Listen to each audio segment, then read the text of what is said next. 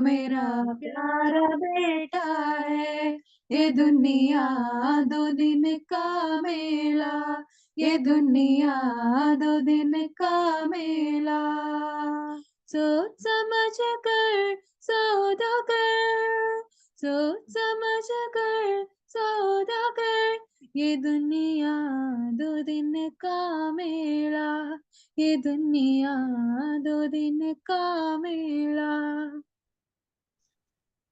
Thank you sister. बहुत बहुत सुंदर गीत, अति सुंदर मन भावना गीत आज आपने सुनाया है। ये दुनिया दो दिन का मेला है, वास्तविकता है। आपने मधुर आवाज के साथ इस हाँ, गीत परमेश्वर को के नाम की महिमा हो।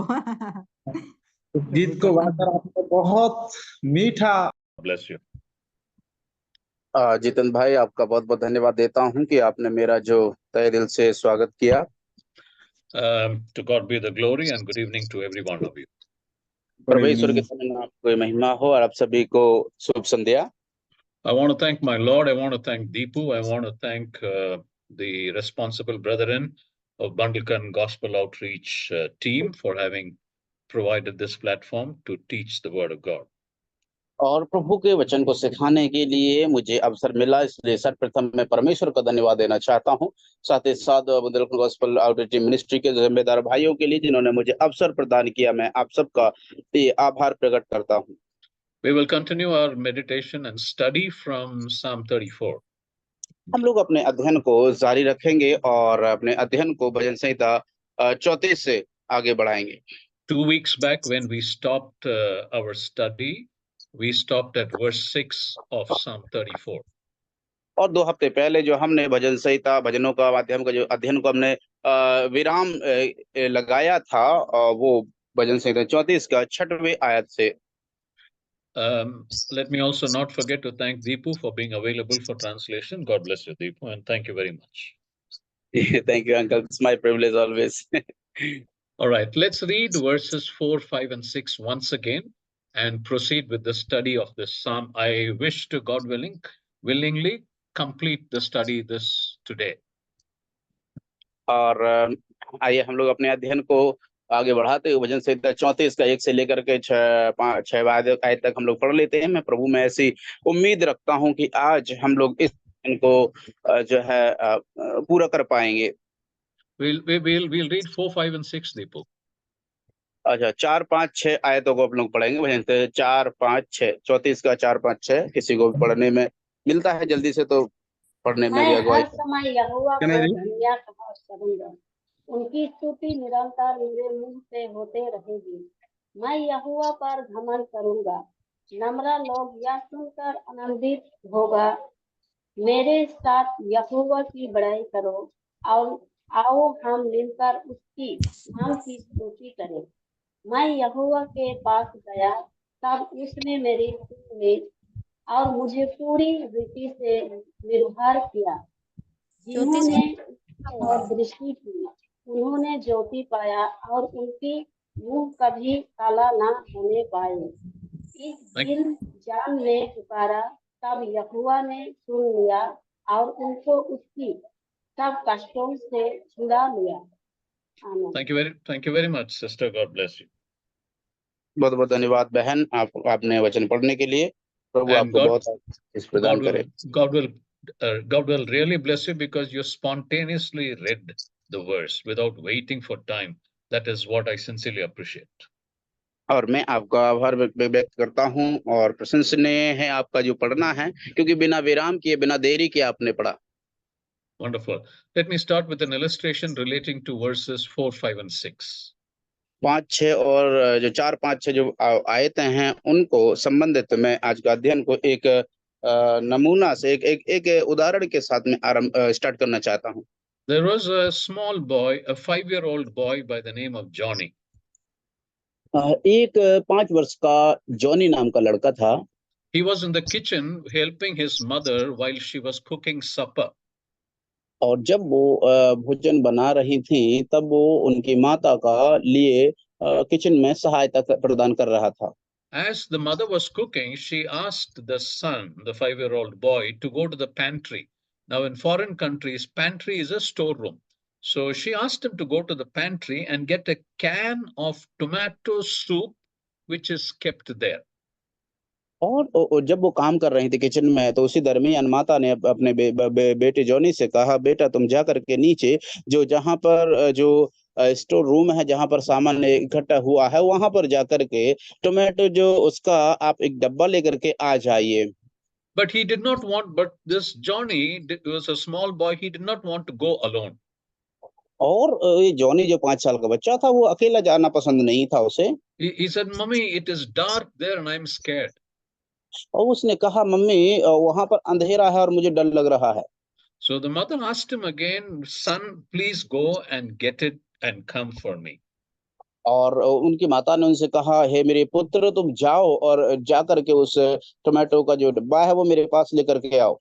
So this boy again said, no, Mummy, it is dark there. I'm scared. I cannot go there alone. और उनके बेटे ने फिर से जवाब दिए, प्रत्युत्तर में कहा, नहीं मम्मी, वहां पर बहुत ज्यादा अंधेरा है और मुझे डर लग रहा है।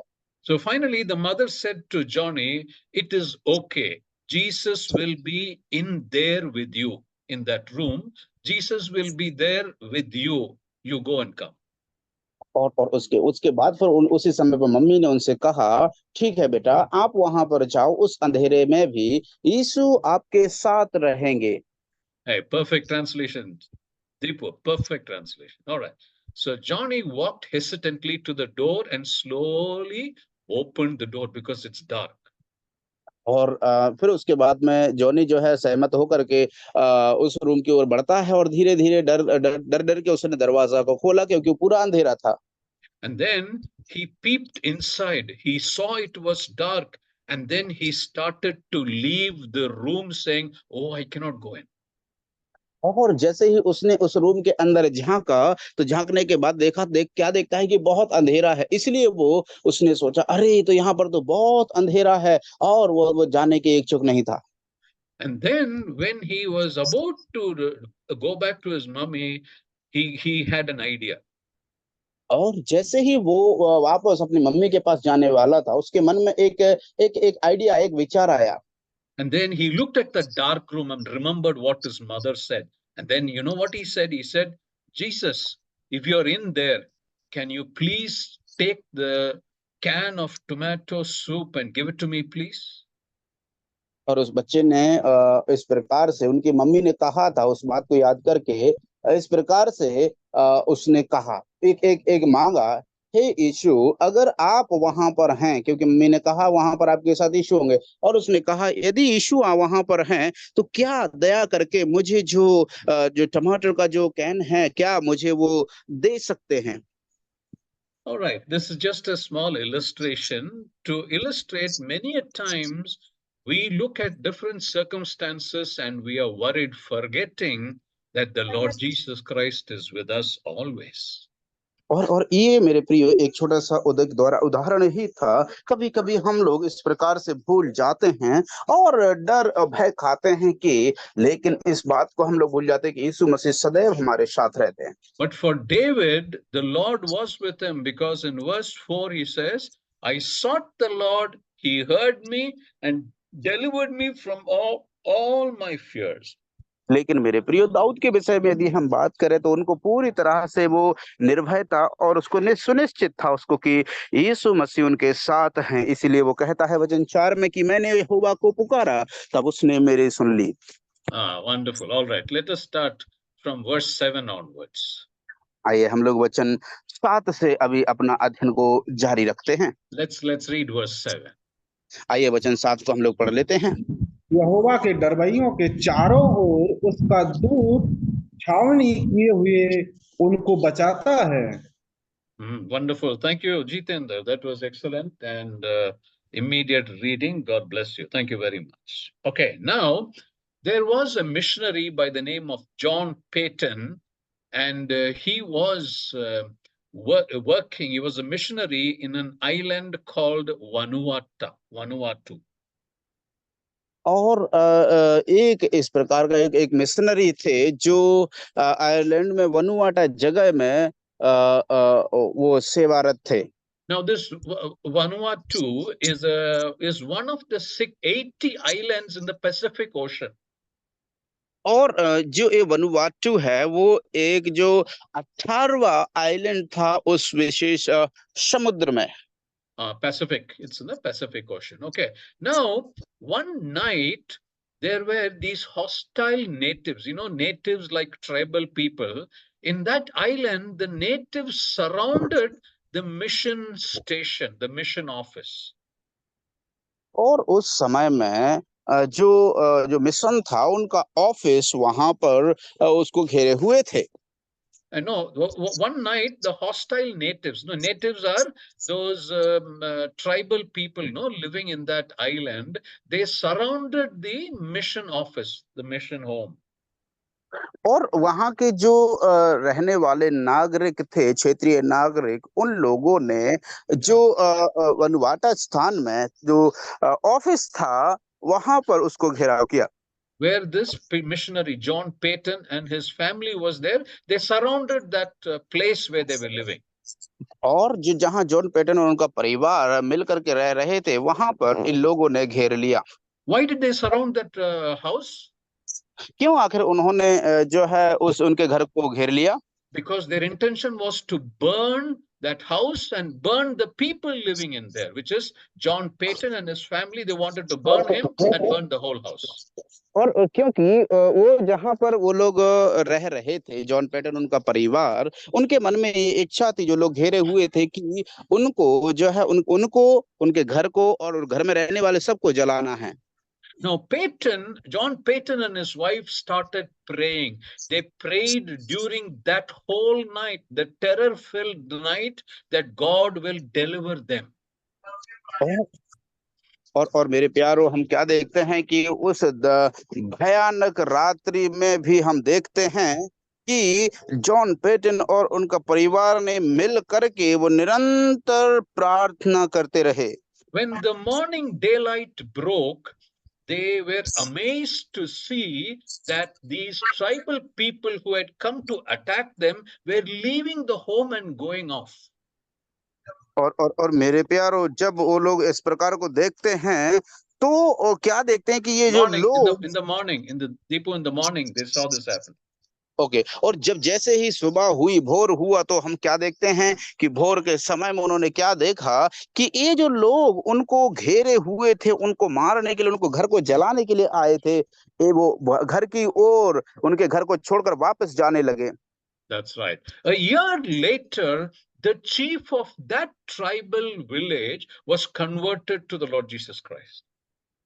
और 1 साल के बाद हम क्या देखते हैं कि उस गांव का जो मुखिया था, 1 साल बाद क्या हुआ, वो यीशु मसीह में परिवर्तित हो गया। John Peyton remembered that night when the chief and the villagers came to attack, the tribals came to attack his house. So he asked the chief what kept him that day from burning down the house and killing them. और जैसे ही जो उस गांव का मुखिया प्रभु में आया, वो प्रभु जॉन ने उनसे पूछा, आखिर आप मुझे बताओ कि उस रात्रि में आपको जो घर जलाने के लिए तुम लोग आए थे, कौन सी चीज है जिसने आपको रोक दिया था कि नहीं जलाना? And you know what the chief replied? और क्या आप जानते हैं वो मुखिया ने क्या क्या जवाब दिया? The chief replied in surprise, who were all those men who were with you that night? और वो इस प्रकार से जवाब देता है, मुखिया बड़े अचरज के साथ में कहता है, आखिर तुम्हारे साथ में कौन कौन मनुष्य आपके साथ थे उस दिन? John Peyton knew that no men were present apart from he and his wife and his children. और जॉन पैटन जो है भली भांति जानते थे कि उस दिन उनके साथ वो जॉन पैटन, उनका पत्नी और बच्चे ही थे साथ में। There was no one else there. No other men were there. और कोई और मनुष्य उनके साथ नहीं था। But the chief said he was afraid to attack. You know why? Because he had seen hundreds of big men in shining garments with a drawn out sword circling the mission house. ओ मेरे प्रियो, देखिए वो उस मुखिया ने बड़े ही आश्चर्य के साथ कहा। वो कहता है कि हम इसीलिए उस घर को आगे बढ़ जलाने के लिए आगे नहीं बढ़ पाए, क्योंकि बड़े बड़े और वीर बलवान लोग जो है चमकते हुए कपड़ों में अपनी नंगी तलवार को निकाले हुए उस जो मिशन घर जिसमें वो आप लोग रह रहे थे, उस घर को घेरे हुए थे, चक्कर लगा रहे थे। The chief said he saw hundreds of big men guarding that house. वो मुखिया कहता है कि वो हमने जो है उस घर को ऐसे सैकड़ों लोगों को देखा जो उस घर की सुरक्षा में तैनात थे। Who do you believers, who do you think that was? प्रिय विश्वासियों, आप लोग क्या समझते हैं कि वो लोग कौन थे? This is a true incident that happened, okay? और ये कोई काल्पनिक नहीं है, सच्ची घटना है जो घटित हुई है। Who do you think were those strong men were with swords in their hands? और तलवार के साथ में कौन वो लोग थे उस घर के सुरक्षा के लिए तैनात किए गए थे? Anyone can answer. कोई भी जवाब दे सकता है?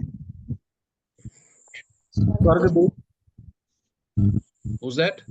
स्वर्गदूत। Yeah, angels. Bilkul sahi baat. The angels. You see, in this verse 7, you read the angel of the Lord. When most of the places, I do not know if I've told you before, most of the places where in the scripture you find the angel of the Lord, it often represents God himself in the Bible. और मैं आपको बताना चाहता हूं कि यहाँ पर जो यहोवा का दूत, जहां पर भी बाइबल में जहां कहीं भी ऐसा नाम आता है, ये स्वयं परमेश्वर पिता को निर्देशित करता है। How is it in the Hindi Bible, Deepu? यहोवा के डरवैयों के चारों ओर उसका दूत। हाँ, यहोवा का दूत। Yahweh दूत, no, the angel of the Lord. Wherever it is written the angel, that is different. It is the angel. But wherever it's written the angel of the Lord, there specifically Bible scholars say it is God himself. और इसलिए जहां कहीं भी मेरे जहां पर यदि मान के चलो स्वर्गदूत लिखा रहता है तो वो एक बात अलग हो जाती है, लेकिन जहां कहीं भी बाइबल में ऐसा लिख करके आता है कि यहोवा का दूत या उसका दूत, इसका मतलब है वो स्वयं परमेश्वर है वहां पर। There are some believers who think that this was angel Michael. कुछ ऐसे विश्वासी लोग हैं जो ऐसा सोचते हैं कि मिकाएल स्वर्गदूत था ये, because Michael is the special angel for Israel. क्योंकि इस्राएल के लिए Mikael. Deepu, can you hear me? Your voice is breaking. Deepu, we can't hear you. Uncle, I wasn't able to hear you. I don't know what had happened. Oh, is it? Okay. So what I said is that Michael is a special angel for Israel. और जो हम देखते हैं कि Mikael जो स्वर्गदूत है वो इस्राएल के लिए विशेष स्वर्गदूत है। All right. Now, Jesus said elsewhere in the Bible that we all have an angel when we are children. और यीशु मसीह ने इस प्रकार से कहा है कि जब हम बच्चे ही थे तब हमारे लिए एक स्वर्गदूत है। And the angel continues to serve God's children. और वो स्वर्गदूत है जो परमेश्वर के बच्चों की सेवा में नित्य लगा रहता है। Many Christians believe that our angel stays with us all our life. और बहुत सारे दूत इस प्रकार से विश्वास रखते हैं कि हमारे साथ सदैव हमेशा वो दूत सदैव हमारे संग रहते हैं। Now, coming back to verse 7, the angel of the Lord encampeth round about them that fear him and delivereth them. This is specifically mentioning that the Lord God encamped around David. Now, the illustration I gave you, he encamped around John Payton, and those strong men in shining dresses were none else than the angels of God that were sent to protect John Payton and his family. और इसलिए मेरे प्रिय अभी हम लोग यहाँ पर वचन में 7वें आयत में आते हैं, जहाँ पर क्या लिखा है कि उसका दूध छावनी किए हुए उनको बचाता है। जो अभी मैंने आपको उदाहरण दिया था जॉन पैटन का, जब उनको खतरे में था, वो दूत यहोवा का उनके घर के चारों तरफ क्या किया? छावनी किया था, उनको बचाते रहा है। इसीलिए जो भी प्रभु के लोग हैं, उनको उनका दूत, वरन कौन है वो दूत? स्वयं परमेश्वर छावनी की उनको बचाने के लिए आता है। All right, wonderful. Let's read verse 8. Psalm आइए वचन 34, verse 8. 8 पढ़ लेते हैं। परख कर देखो कि यहोवा कैसा भला है, क्या ही धन्य है वह पुरुष जो उसकी शरण लेता है। Thank you, Jitendra. You continue to be very alert, so thank you very much. All right, now, one of God's faithful missionaries is a person called Alan Gardner. एक और एलन गार्डनर जो एक सेवक है जो यीशु मसीह का, जो बड़ा ही विश्वास योग्यता से और विश्वास योग्य सेवक रहा। But this man experienced many physical difficulties and hardship throughout his entire service to the Lord. हम उसके जीवन भर के जो सेवकाई में उसने कई प्रकार के कठिनाइयों को उसने झेला है।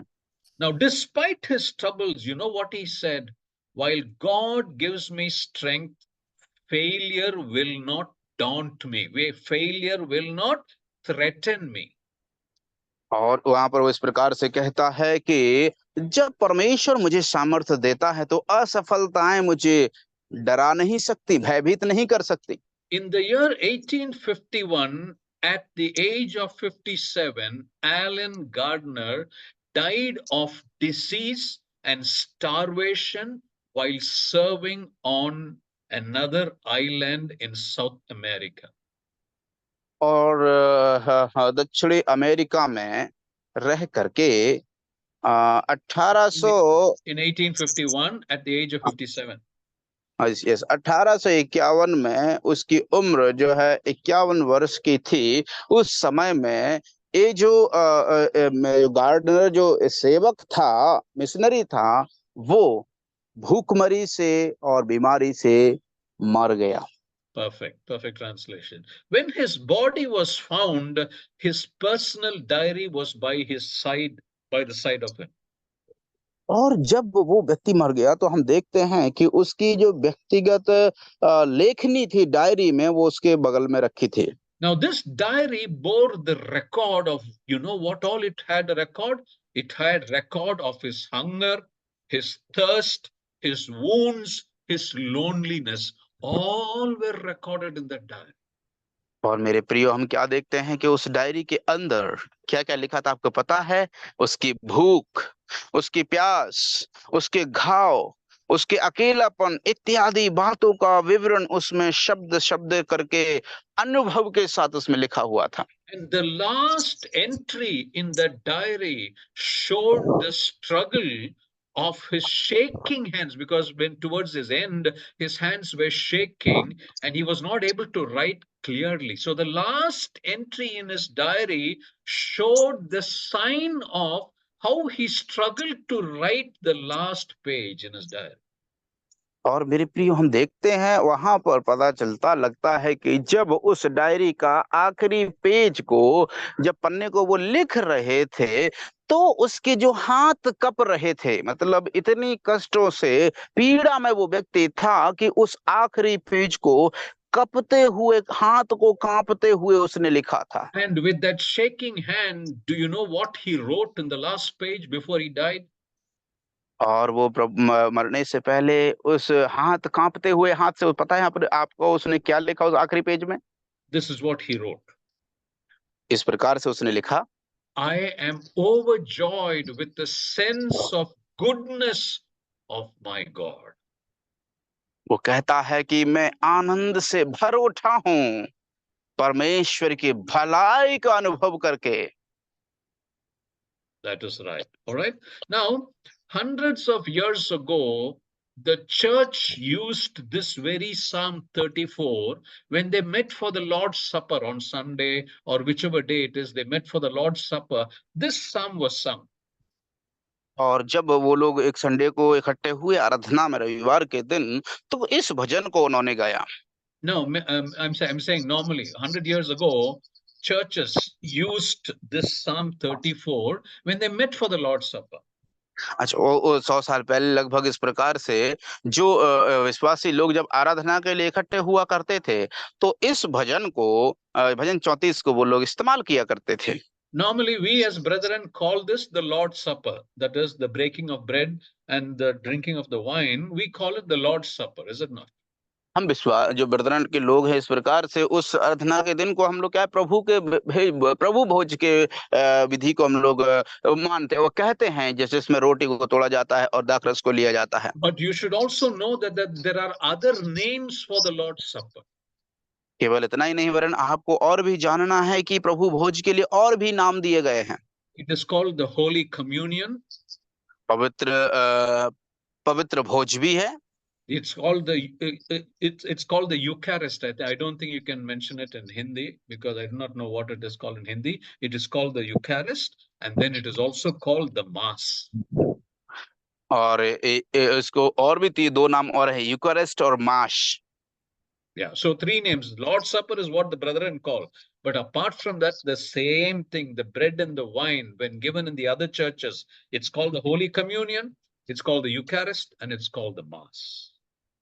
और इसलिए हम ब्रदरन लोग को प्रभु भोज कहते हैं, लेकिन इसको दूसरे लोग भी पवित्र भोज भी कहते हैं, और तीसरा यूकारिस्ट और चौथा है माश।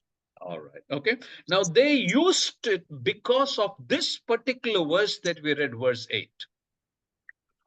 और इस 8वीं आयत को जिसको अभी हमने पढ़ा है, उसको वो लोगों ने it is called the Holy Communion, it's called the Eucharist, it's called the Mass, it's called the Lord's Supper because of verse 8. What do we find in verse 8? Oh, taste and see that the Lord is good. और मेरे प्रियो, हम लोग इस बात को देखते हैं, वचन 8 में क्या लिखा हुआ है। देखिए प्रियो, वचन 8 के पहले में लिखा है कि चख कर देखो कि यहोवा कैसा भला है। All right, now tell me, I'm going to ask you a question. It's a general knowledge, common knowledge question. Now, verse 8 says, "Oh, taste and see that the Lord is good." How can we connect it to the Holy Communion? How can we connect it to the Lord's Supper? You tell me. अच्छा, अभी देखिए, हम लोग इस बात को, जैसे अभी हमने पढ़ा, यहाँ पर सामान्य क्वेश्चन है, ये सामान्य सवाल है। अभी वचन 8 में पढ़ा हमने कि चख कर देखो कि यहोवा कैसा भला है। हम कैसे इस बात को प्रभु भोज से जोड़ सकते हैं? कैसे तो बता सकते हैं? Anyone of you can say. कोई भी जोड़ सकता है क्या? Anyone? Use what do we do on Sundays, then connect it to this verse, and then give me an answer. कोई भी जवाब दे सकते हैं क्या? देखिए, हम लोग आराधना के दिन क्या करते हैं, और द्वारा और रोटी के द्वारा। बिल्कुल सही बात है sister. God bless you. You see, on Sunday what do? We eat the bread to remember his broken body, is it not? और मेरे प्रियो, हम लोग रविवार के दिन क्या करते हैं? आराधना के समय में हम लोग उस रोटी को तोड़ते हैं जो प्रभु यीशु मसीह का शरीर है। Then we drink the red wine to remember the blood, his blood that he gave for us, is it not? और जब हम जो दाखरस को लेते हैं, तो हम उसके लहू को याद स्मरण करते हैं जो उसने बहुतों की छुड़ौती के लिए बहाया है। That is why in those days the churches used to use this verse as reference for the Lord's Supper. और इसीलिए मेरे प्रियो, उन दिनों में जो लोग थे वो इस वचन को प्रभु भोज के लिए इस्तेमाल करते थे। Normally on Sunday worship meetings we never use this verse, is it not? Have you ever used this verse for a Sunday worship? Never, no? No uncle. मेरे प्रियो, हम लोग आज तक का जैसे रिकॉर्ड है कि हम लोगों ने कभी भी इस वचन को प्रभु भोज के लिए इस्तेमाल नहीं किया है। You see, oh, taste and see that the Lord is good. Truly, if you see that, when we taste the bread, we remember his broken body. When we drink the wine, we remember the blood that was shed. These two things have been given for us. And doesn't it show the nature of the goodness of God when we do that? Is it not? और मेरे प्रियो, प्रभु भोज में वास्तविक रूप से जब हम उस रोटी को तोड़ते हैं, जो प्रभु यीशु मसीह का टूटा हुआ शरीर हमारे लिए प्रभु ने दिया, जब हम दाखरस को लेते हैं, जो प्रभु यीशु मसीह का लहू जो उसने हमारे लिए बहाया, जब हम उसको लेते हैं और उसको स्मरण करते हैं, क्या मेरे प्रियो हमें याद नहीं आता है कि परमेश्वर कितना भला है जिसने हमारे लिए किया है। Wonderful. All right, let's read verse 9, the next verse. आइए हम वचन 9वीं आयत को पढ़ लेते हैं। 9वीं आयत, हे यहोवा के पवित्र लोगों, उसका भय मानो, क्योंकि उसके डरवैयों को किसी बात की घटी नहीं होती। Thank you very much, Jitendra. Now, if you find this verse difficult to understand, let me translate it for you. अगर आप इस वचन को समझने में अगर आपको कठिनाई होती तो मैं आपको साधारण रीति से इसको अनुवाद करता हूँ। You see, the second half of that verse, sometimes we will find it difficult. For there is no want to them that fear him. और जो विशेष रूप से दूसरा भाग है इस वचन का, जहाँ पर लिखा हुआ है, क्योंकि उसके डरवैयों को किसी बात की घटी नहीं होती। All right, let me translate this. It says, obey the Lord all his saints. इस प्रकार से कहता है वो कि उसके दूतों उसके आज्ञाकारी रहो। People that obey him will not need anything. That is the simplest translation of this verse. और इस वचन का सबसे सामान्य अनुवाद यही है, जो उसके आज्ञाकारी रहते हैं उनको किसी भी चीज की जरूरत की कमी नहीं होती है। If I ask you individually, what do you need now? You will all have a list, isn't it? A big list of what all you need, isn't it? और मेरे प्रियो, जब यदि मैं आपसे व्यक्तिगत रूप से आपसे पूछता हूँ फोन लगा करके या बस मैसेज के जरिए, तो मैं कौन कौन सी चीज की आवश्यकताएं हैं, तो तुम क्या करें? हमारे पास क्या है? एक सूची बनी रखी हुई है। But what does this verse say? लेकिन मेरे प्रिय, ये वचन क्या कहता है? The verse simply says, obey the Lord. When you obey the Lord, people that obey the Lord will not need anything. What does it mean? It means that everything you need will be given. So when Sam Abraham comes and asks you, you will not even have a list. Why? Because you obey the Lord and the Lord has been giving you everything you need. You understood? That is the meaning of this verse. और मेरे प्रियो, इस वचन क्या कहता है? प्रभु का वचन कहता है कि अगर तुम उस परमेश्वर यहोवा के आज्ञाकारी रहोगे तो तुम्हें किसी भी चीज की आवश्यकता, किसी भी चीज की जरूरत की कमी महसूस नहीं होगी। कारण उसका ये है, क्योंकि जब तुम उनकी आज्ञा का पालन करोगे, वो सब चीजें, जरूरत की चीजें परमेश्वर तुम्हें देगा। इसीलिए जब अगर कोई भी भाई जिस प्रकार से अंकल यदि हमारे पास आए, हमसे पूछे तुम्हें क्या जरूरतें हैं, तो हमारे पास कोई जरूरतें नहीं रहेगी। कारण क्योंकि हम उसकी आज्ञा को पालन करें और वो सब चीजें हमें देगा, पूरी करेगा जरूरतों को। Now, there's one more thing I want to tell you in the connection with this particular verse. इस विषय के संबंधित में और एक बात कहना चाहता हूँ।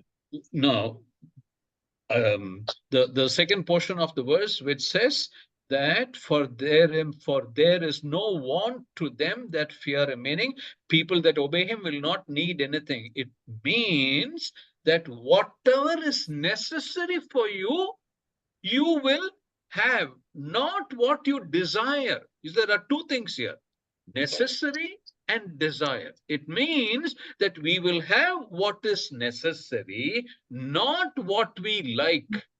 You understood the meaning?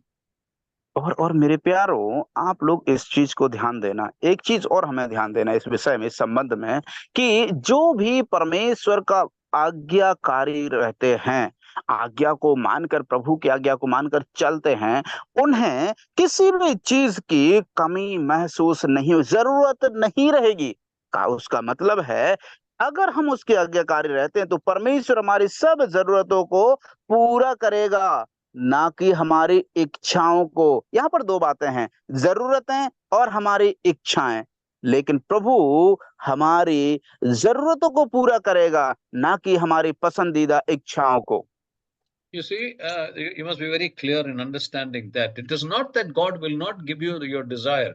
God will give you your desire, your want at the right time. But what is necessary for you at the moment, he will take care. That is what this verse means. और इस वचन का मतलब ये है कि मेरे प्रियो, जो प्रभु का आज्ञा को मानकर चलते हैं, और इस वचन की गहराई को, हमें वास्तविकता को हमें समझने की जरूरत है। इस वचन का और या मेरे कहने का मतलब ये नहीं है कि परमेश्वर तुम्हारी इच्छाओं को पूरा नहीं करेंगे, नहीं, वरन हम जो परमेश्वर की आज्ञाकारी रहते, उसकी आज्ञा पर चलते हैं, तो परमेश्वर अवश्य ही जो भी जरूरत हमें होगी, परमेश्वर उसका प्रबंध हमारे लिए करके देंगे। ये वचन है। Let me give you a small example, okay? आपको एक छोटा सा उदाहरण देता हूँ। There is a 10-year-old boy. 10 साल का एक बच्चा है। He wants a motorbike. उसको एक मोटरसाइकिल चाहिए। If you are a parent who's got a 10-year-old son, will you get your son a bike and give? तुम अगर 10 साल का तुम्हारा बेटा है, तुम माता पिता हो, और तुमसे वो मांगता है, क्या तुम उस बच्चे को जो 10 साल का है उसको मोटरसाइकिल दे दोगे जो मांगेगा तो? Tell me. कोई भी जवाब दीजिए। नहीं देंगे। नहीं देंगे. All right. If he asks for a cycle, yes, you will give him a cycle. Now, look at the difference. Cycle is a necessity to go to his school, to avoid walking. His school is nearby, he can go. But bike is not a necessity, but bike is a desire of the 10-year-old boy. Correct? You understood the meaning now? अभी देखिए मेरे प्रिय, उसका मतलब आप समझे हैं। यहाँ पर इस प्रकार से है, अगर मान के चलो वो बच्चा हमसे मोटरसाइकिल की मांग करता है, तो हम उसको नहीं देंगे। हाँ, अगर वो साइकिल मांगेगा तो क्या करेंगे, हम लोग दे देंगे। कारण, क्योंकि साइकिल उसकी जरूरत है, आवश्यकता है। जैसे कि उसको स्कूल जाना है, ताकि वो उसको चलना ना पड़े, और वो स्कूल जल्दी से पहुंच जाए, पास में ही है। लेकिन अगर वो मोटरसाइकिल की मांग करता है, तो इसका मतलब क्या है, वो उसकी इच्छा, उसके मन को, उसको पसंद है मोटरसाइकिल, लेकिन हम उसको नहीं देंगे, क्योंकि वो उसकी जरूरत नहीं है, वो उसकी पसंदीदा है। इसीलिए मेरे प्रियो, जरूरत में और पसंद में अंतर आपको समझ में आया अभी? You see, Yes, yes. when that boy grows, when the same son grows up to 18 years, which is a year of license, when he gets his license, when he's confident of driving, riding alone on the road, then when he asks, if it's God's will, you can buy him a bike and give. You understood?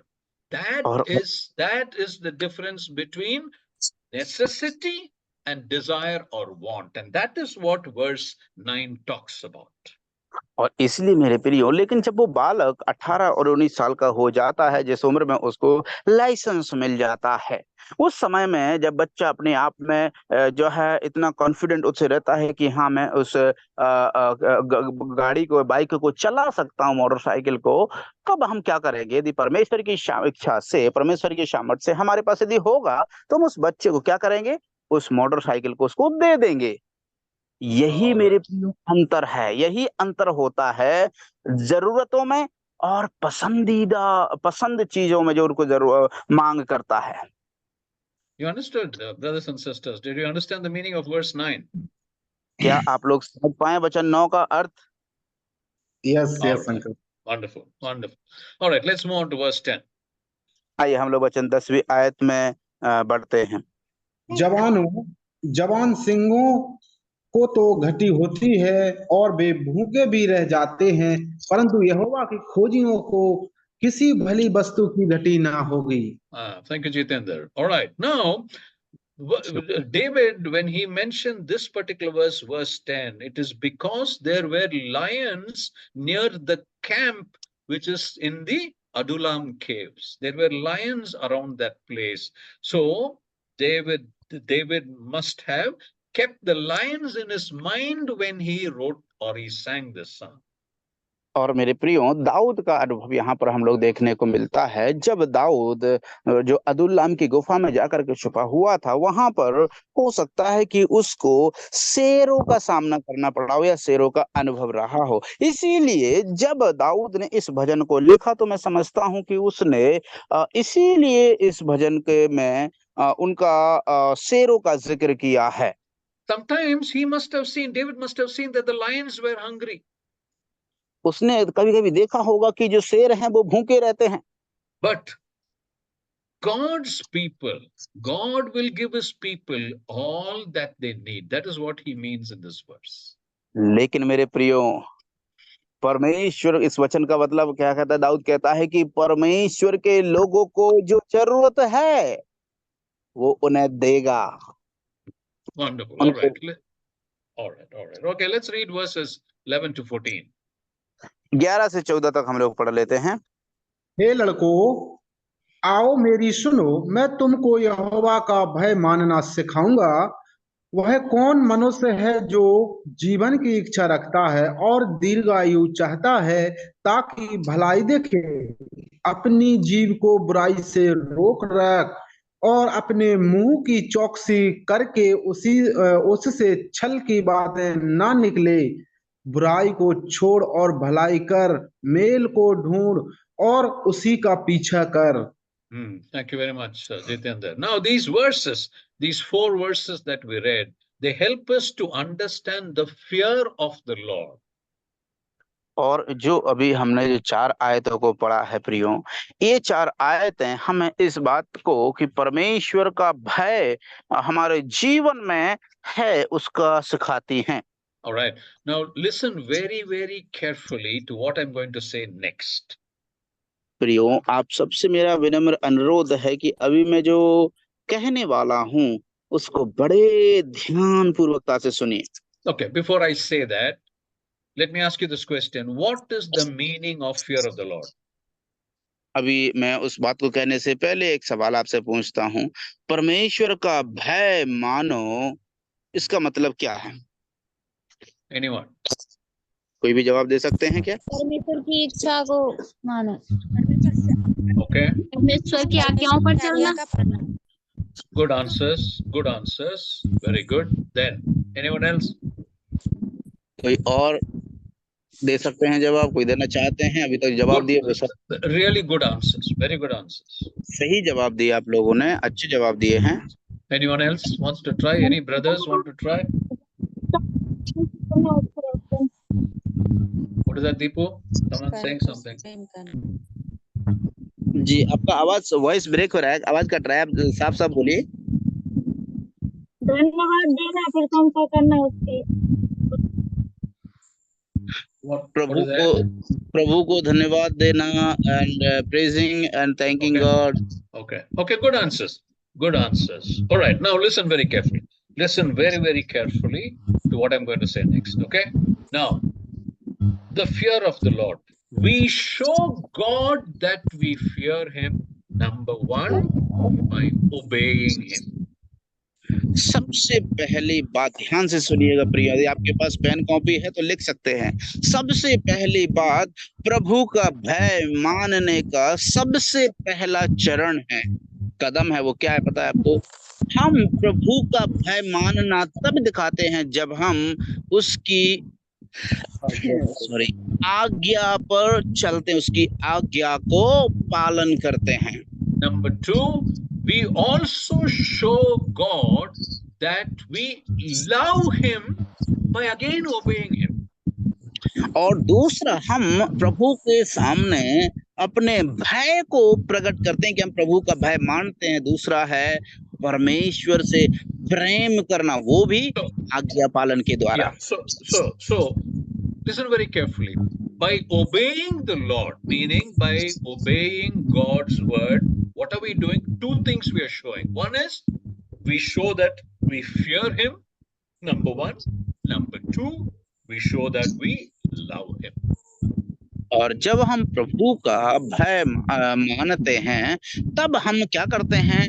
आज्ञाकारिता के द्वारा जो प्रभु का हम सबसे पहले जब हम उसके वचन के आज्ञाकारी होते हैं तो हम 2 बातें दिखाते हैं। पहली बात, हम उसका भय मानते हैं। दूसरी बात, हम उसकी आज्ञा उसका भय मानते हैं। दूसरी बात, हमसे प्रेम रखते हैं। All right, now listen. One more question to every one of you, okay? Can you mix fear and love?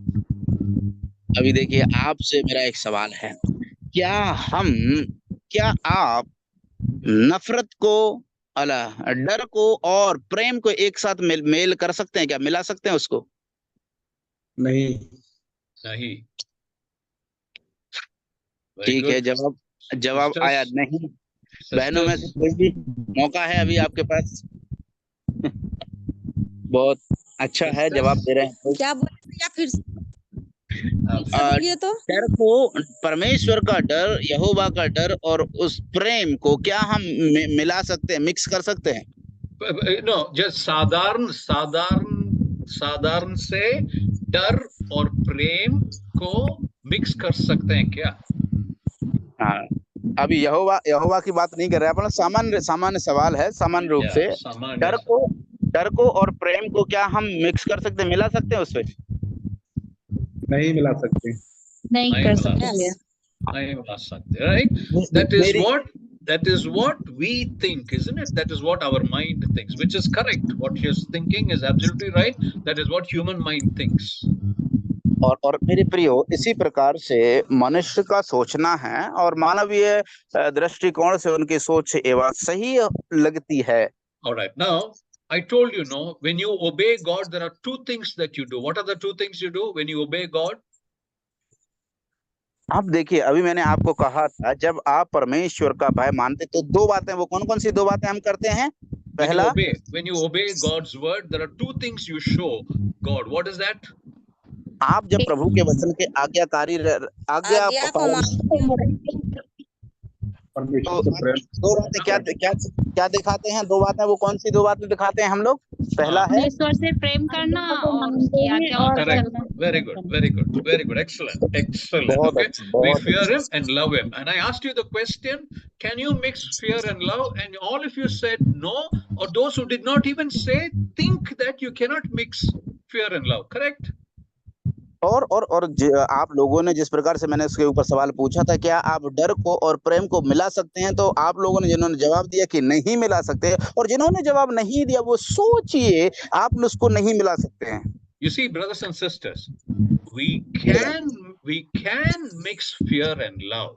When you mix fear and love of God, you know what is the result?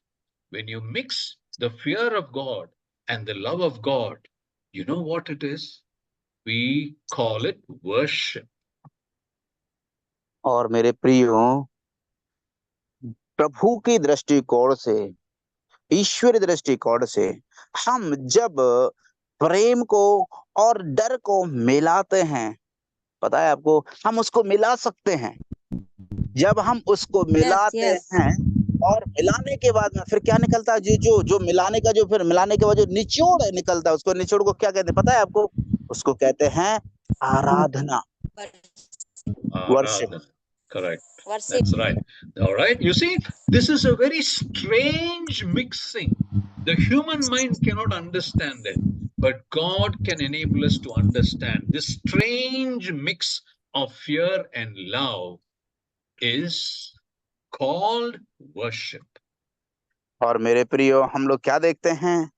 ये जो डर और प्रेम को मिलन करना या mix करना, मिलाना, ये थोड़ा सा अपरिचित मिलन है, मिक्स करना है। मनुष्य का दिमाग मानवीय दृष्टिकोण से इसको परख नहीं पाते, समझ नहीं पाते हैं, लेकिन प्रभु हमारी सहायता कर सकते हैं इसको मिलन करने में और इसको समझने में। You see, this fear is not bhyanak. I hope I'm using the right word. Bhyanak. It's not bhyanak. That's not that kind of fear that will frighten you. It's a kind of a respect. That is what that fear is. So our worship on Sunday or at home, whenever in the weekday you're worshiping God, you know what? It is a combination of fear and love, meaning respect and love for God. Understood?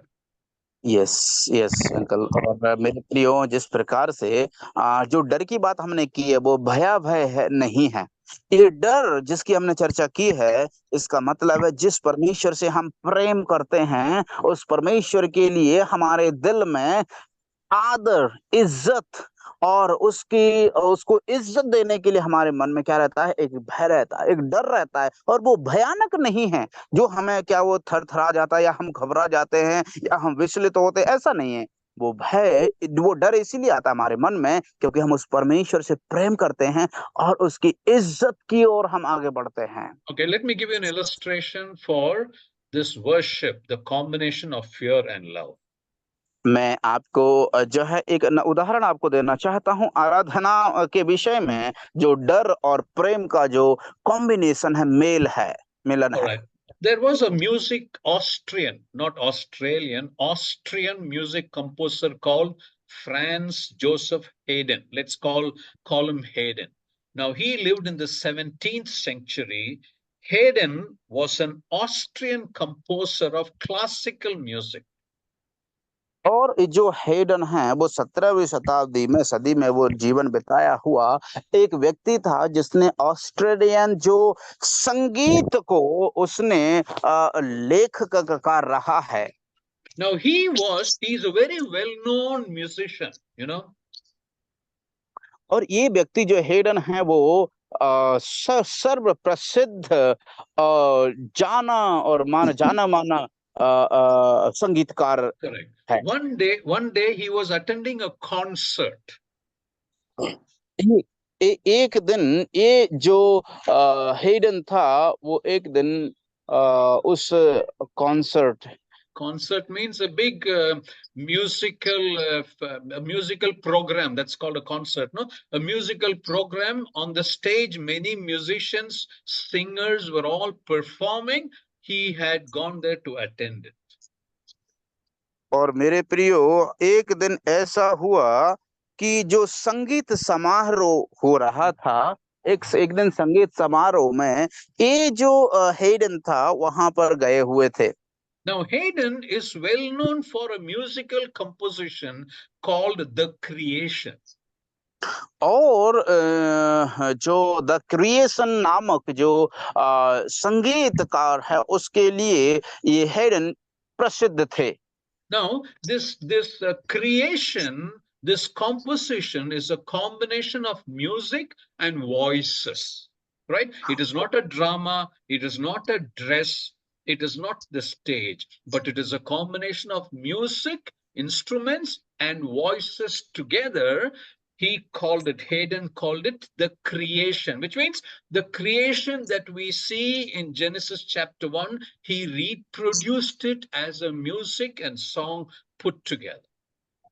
और जिस प्रकार से मेरे प्रियो उस जो Hayden ने क्या किया, वो इसीलिए उस गीत संगीत के लिए जाना जाने वाला व्यक्ति था, क्योंकि ये जो है कोई स्टेज नहीं है, या कोई जो है कलाकृति नहीं है, या कोई ड्रामा नहीं है, नाटक नहीं है, वरन ये जो क्रिएशन जिसको सृष्टि का नाम दिया गया था, उसमें जो है संगीत और गीतकार जो वाद्य यंत्र हैं उनकी ध्वनि, और मनुष्य जो गीतकार हैं उनकी ध्वनि को मिलाकर के क्रिएशन जो नाम दिया गया, सृष्टि, उसमें जिसको हम उत्पत्ति की पुस्तक में पढ़ते हैं, बिल्कुल हूबहू उसको संगीत में उतार दिया, उसका नाम सृष्टि व क्रिएशन रखा। So this musical composition called the creation was composed by this Haydn himself many years back. और ये जो हेडन के द्वारा कई साल पहले संगीत को उद्धृत किया और लाया गया। Now, so this particular creation composition was being performed, so he went to attend it. और इसलिए ये जो क्लासिकल का जो क्रिएशन जो म्यूजिक का जो है प्रस्तुतिकरण था, और उस संगीत समारोह में हेडन भी गए हुए थे। You see, like this in the movies, you have the musical directors, no? Some of the names are like Lakshmikant Pyarelal, Bappi Lahiri, some of the names that come to my mind. These are all great musicians, so cinema musicians, no? When their songs are being played on the stage, imagine some of these musical directors are going and attending it like that. Haydn's own composition was being played on the stage, so Haydn went to attend that. Just to make you understand, I'm giving you this explanation. और मैं ये सारे इतनी व्याख्या इसलिए दे रहा हूं ताकि आप उसको समझ पाएं। मान के चलिएगा जिस प्रकार से हमारे जो सिनेमा घरों में या मूवी में, जो फिल्मों में जो संगीतकार होते हैं, जैसे बप्पी लहरी हैं, और एक और अंकल ने नाम बताया, मैं तो ज्यादा लोगों को नहीं जानता लेकिन अंकल ने जो बताया है, उन संगीतकारों को मान के चलिए कि उनके द्वारा जो संगीत को बनाया गया है और उस संगीत को एक स्टेज पर जाकर के क्या किया जा रहा है, उसको प्रस्तुत किया जा रहा है। और ये संगीतकार वहां पर पहुंचे हैं उसको देखने के लिए और उस समारोह में शामिल हो। उसी तरह से ये जो हेडन था वो भी उस उनके द्वारा बनाया गया संगीत जिसका प्रस्तुतिकरण उस संगीत समारोह में था, ये वहां पर उसमें शरीक होने के लिए गए थे। You see, Deepu, there is nothing wrong in general knowledge. Now, in these days, you have A.R. Rahman, right? You saw Lakshmikant Pyarelal is in those days when I was studying. Then you have Bapi Lahiri, all right? Now, all these are general knowledge. So there's nothing wrong. We shouldn't think that our believers are talking about cinema, they're talking about music. There's nothing wrong in that. This is just general knowledge, all right? When Daniel came to Babylon, he was made to study the books of the Babylonian empire and what they were following, is it not? So that is general knowledge, all right? So you don't have to translate that, leave it at that. Okay, so I just told you for your information. So this Hayden went to attend his own composition, but when he went, because of age, he was confined to a wheelchair. So in a wheelchair, he goes to attend the musical concert of the creation, his own composition. और हम इसीलिए हम लोग वहां पर देखते हैं कि जो हेडन थे वहां पर जिनके द्वारा वो संगीत को बनाया गया था, उस संगीत को संगीत समारोह में प्रस्तुत किया जाना था और उनकी उम्र दराज होने के कारण वो ज्यादा उम्र के हो गए थे, इसीलिए वो एक व्हील चेयर पर बैठ करके उस संगीत समारोह में शामिल होने के लिए गए। You see, as the music was being performed, as the people on the stage were singing, the audience became so excited. They were clapping and they were excited. They showed their appreciation of that. And when the situation came that there was light, when they came to that portion, the chorus, which is the group of people singing, the orchestra, they all performed so greatly that the whole audience, they stood up and they clapped and they were excited to show the great appreciation for Haydn.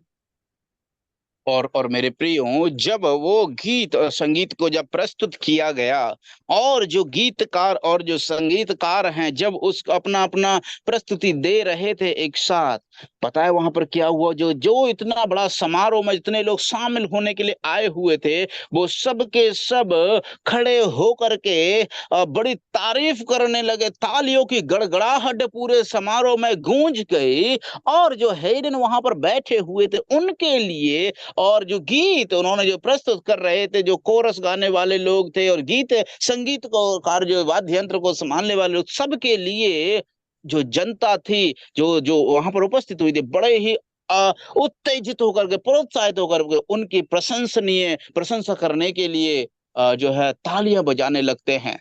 Then Haydn, who was sitting in the wheelchair, with difficulty he struggled to stand up. He motioned to the entire audience to keep silent. और हम देखते हैं वो ये जो Hayden थे अपनी wheel chair पर बड़ी कठिनाई से जैसे तैसे वो खड़े हुए और जितनी भीड़ जनता वहां पर बैठी हुई थी उन सब की ओर इशारा करते हुए उनसे कहते हैं कि शांति बनाए रखिए। When the whole audience were silent, you know what he did? With both his hand pointed toward heaven, he raised his hand and said, "No, no, no, no, no, not from me, but from there comes all these things." Meaning, this great composition, musical composition of the creation is not from me. This came from God. That is what he said.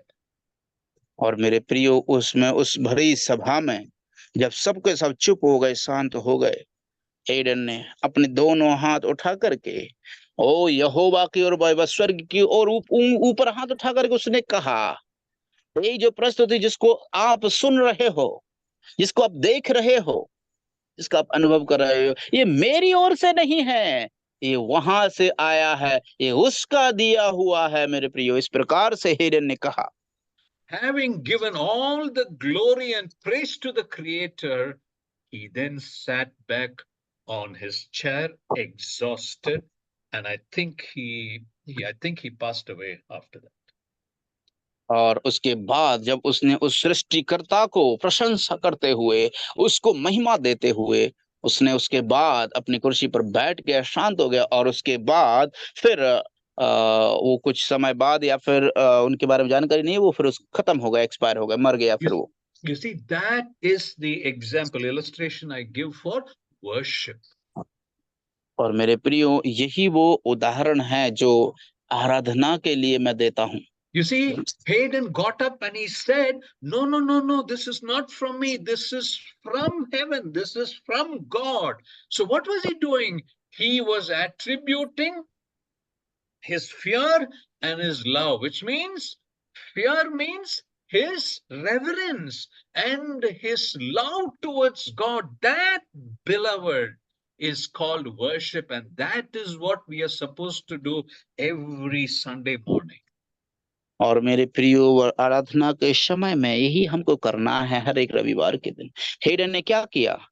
Herod ने खड़ा होकर के, जैसे सब लोग उसकी प्रशंसा में खड़े हुए, वो उनको शांत होने के लिए कहता है और चुप रहने के लिए कहता है, और वो हाथ उठा करके स्वर्ग की ओर कहता है कि ये मेरी ओर से नहीं आया, ये उस स्वर्ग से आया हुआ है, उस परमेश्वर ने दिया हुआ है। इसलिए सारी प्रशंसा पाने का, वो इस महिमा को पाने का केवल वही अधिकारी है, वही योग्य है। और यही मेरे प्रियो हम आराधना में करते हैं। प्रियो, जो कुछ भी हमारे साथ होता है वो हम नहीं, वरन वो करता है। इस तरह से परमेश्वर के प्रति हमारा डर और उसके प्रति हमारा प्रेम, डर का मतलब नहीं है कि हम भय खाते हैं, वरन इज्जत सत्कार करना, उसकी महिमा करना है। I hope you understood the meaning of the word worship. और मैं उम्मीद रखता हूं कि आप लोग आराधना शब्द का मतलब समझ गए होंगे। Remember these two things. When you obey the word of God, you are showing him that you fear him, number one. When you obey the word of God, number two, you're showing that you love him.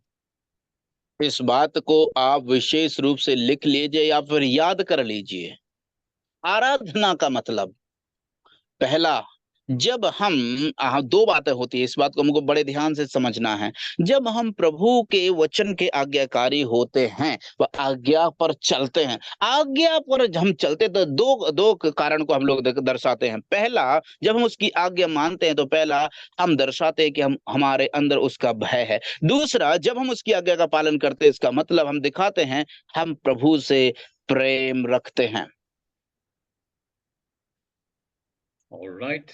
Okay. I think it's 3 minutes past 8 now. What I want to do, I thought I'll finish the psalm today, but I don't think, because this has got 22 verses, I don't think I can finish.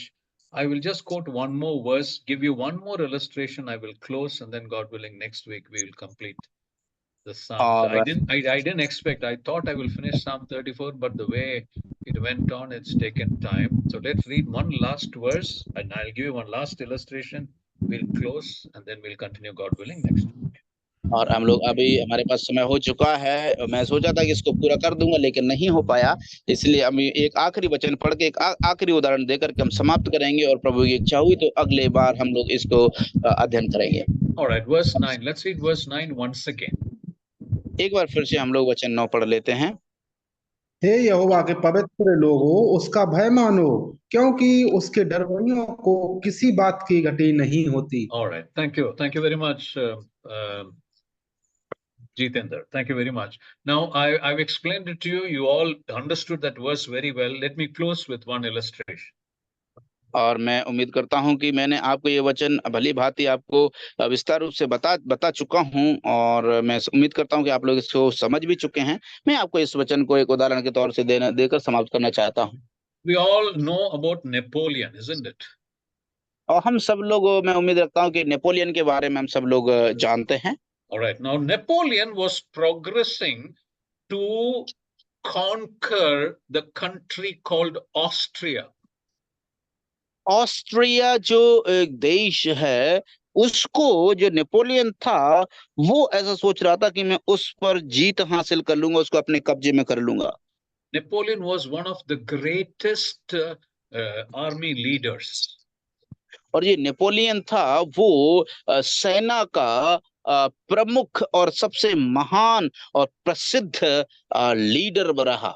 So Napoleon's large army was preparing to attack Austria so that they can capture Austria and bring it under the control of Napoleon. और ये जो Austria नामक जो देश था उसके लिए जो नेपोलियन है उसकी जो बड़ी और विशाल सेना तैयारी कर रही थी कि ऑस्ट्रिया पर जाकर के वो आक्रमण करें और उसको अपने अधीन में ले लें। So the soldiers of Napoleon were all around that country called Austria, preparing to attack Austria.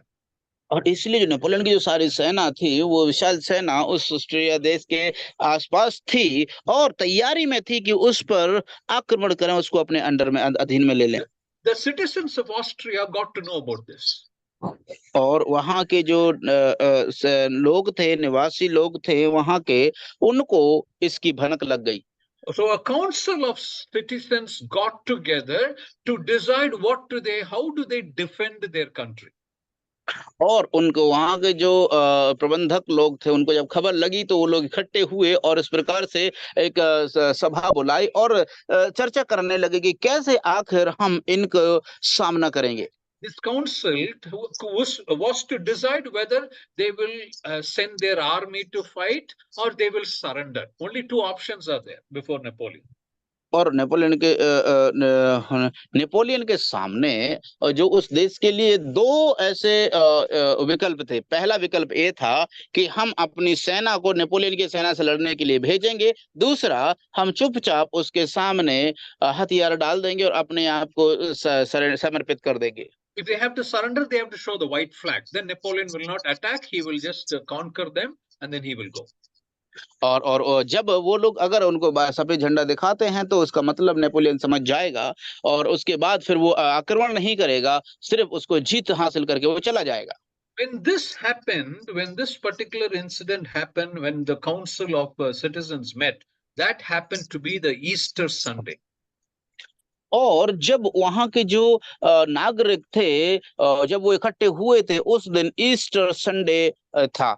And the council of people had gathered in the church that day. और उस दिन जो वहां के नागरिक के लोग थे वो कलीसिया चर्च में इकट्ठे हुए थे।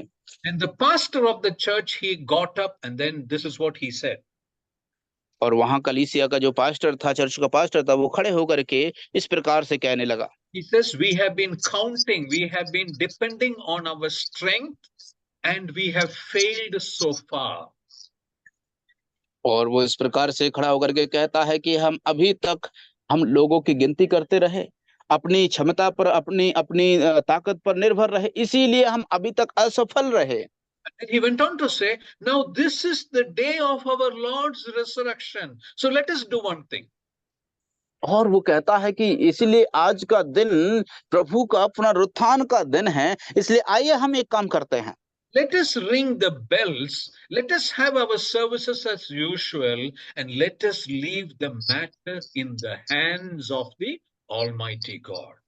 और वो कहता है खड़े होकर के, इसलिए आइए हम जिस तरह से सामान्य रूप से हम जो हमारी आराधना चलती थी कलीसिया में उसी तरह से हम लोग उसको चलाएंगे और इस विषय को हम परमेश्वर के हाथ में छोड़ देते हैं, वही इसका निर्वहन करेगा। Now, the important thing, we ring the bells because the church has bells, no? So as a moment of rejoicing the Lord's resurrection, they will ring the bells, they will have the service, and then they will leave the matter to God's hand.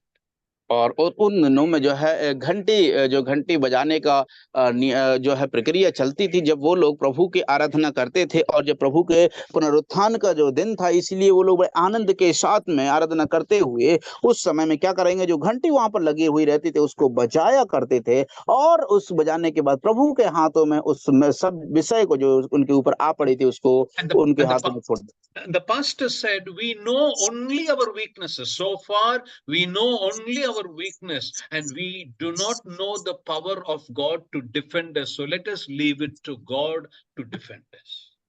और इसलिए मेरे उस pastor ने उससे कहा कि हम केवल अभी तक अपनी कमजोरियों को ही जान पाए हैं, हम केवल अपनी कमजोरियों को ही जानते हैं और हम इतने ताकतवर नहीं, इसीलिए आइए हम ये जो सारी बातें हैं परमेश्वर के हाथों में सौंप देते हैं। So when the pastor said this, the council of the citizens immediately agreed to the plan, and you know what they did?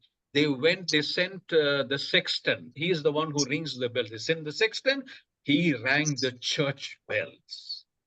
और उसके बाद सबके सब जो सभा इकट्ठी हुई थी उन लोगों ने इस पास्टर के साथ सहमत होकर के उन्होंने जो घंटी बजाने वाला व्यक्ति को उनको भेज दिया और उसने जाकर के घंटी बजाई।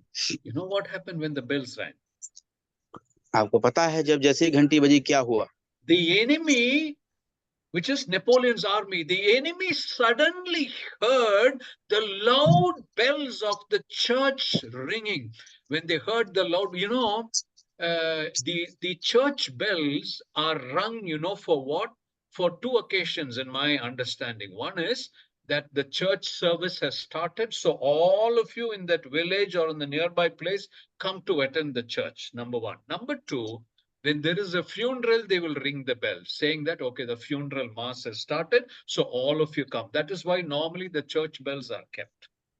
और सामान्यतः हम देखते हैं कि जो चर्चों में जो घंटा लगाया जाता था वो घंटा दो कारणों से बजता था। पहला, पूरे जो नगर गांव के लोग या शहर के लोग जब घंटी बजती थी इस बात को समझ जाते थे, संकेत था कि हाँ आराधना अभी आरंभ हो चुकी है। और दूसरा कारण था अगर कोई भी व्यक्ति जो है प्रभु में सो जाते हैं तो उनकी जो फ्यूनरल होती थी तो उस समय में घंटे को बजाया जाता था जिससे कि लोग जान जाते थे और वो आकर के सहभागी होते थे। So when these people rang the church bells, you know what Napoleon and his army thought? They heard the sudden ringing of the bells. They concluded, oh, the Austrian army, the Austrian army has arrived during the night to defend this country. And before the service ended, you know what? Napoleon and his soldiers and every one of them ran away from that place. और मेरे प्यारो, जैसे ही उस रात्रि के समय में जैसे ही उस घंटी बजी और नेपोलियन की सेना ने पता है क्या सोचा? वो सोचने लगे कि जो ऑस्ट्रेलियन की जो सेना थी रात्रि में हम पर आक्रमण करने के लिए, हम पर चढ़ाई करने के लिए आ पड़ी है, इसलिए नेपोलियन और उनकी जो सेना थी वो सब के सब जो है वो उस जगह को छोड़ करके भाग निकले। See, that is another example of verse 9. For there is no want to them that fear him. You see, these civilians, these citizens committed this entire matter to the Lord, and see how the Lord took care of it. And that is a lesson for us, brothers and sisters. और मेरे प्रियो, यही इस 9वें वचन का दूसरा अनुवाद है, दूसरा मतलब है। जिस प्रकार से हमने पढ़ा कि यहोवा के पवित्र लोगों को उसका भय मानो क्योंकि उसके डरवैयों को किसी बात की घटी नहीं होती। यही वो परमेश्वर है जो उसकी भय मानते हैं। परमेश्वर उनके इस प्रकार जरूरतों को पूरा करता है। All right, to God be the glory, and I hope this has been a useful session for every one of you. You've learned a lot many things. God willing, we will continue next week and conclude the study of Psalm 34. God bless you all. Thank you very much, Deepu, for your patient and lovely translation. God bless you. Thank you very much.